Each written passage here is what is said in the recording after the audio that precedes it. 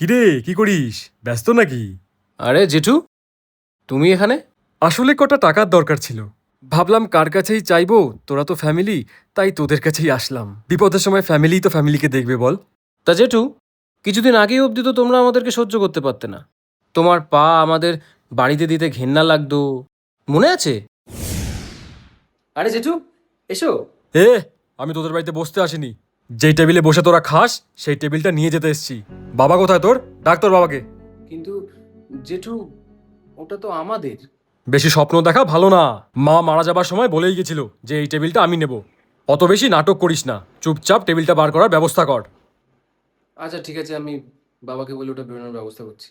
তুমি বসো। অত বেশি দরদ দেখানোর দরকার নেই। বাড়ির যা অবস্থা, পা রাখতেও ঘেন্না করে। সময় নষ্ট না করে তাড়াতাড়ি বল বাবাকে টেবিলটা বার করে দিতে। তোর মনে আছে এখনো? কি করে মনে থাকবে না বলো? যে কথাগুলো বলেছিলে কথাগুলো তো খুব একটা হালকা ছিল না।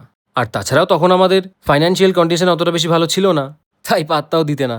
আর এখন সম্পর্ক দেখিয়ে টাকা নিতে এসছো, কারণ আমাদের এখন অবস্থা ভালো তাই। আরে পুরনো কথা ভুলে যা না। জেঠু, চুপ করে বাড়ি থেকে বেরিয়ে যাও।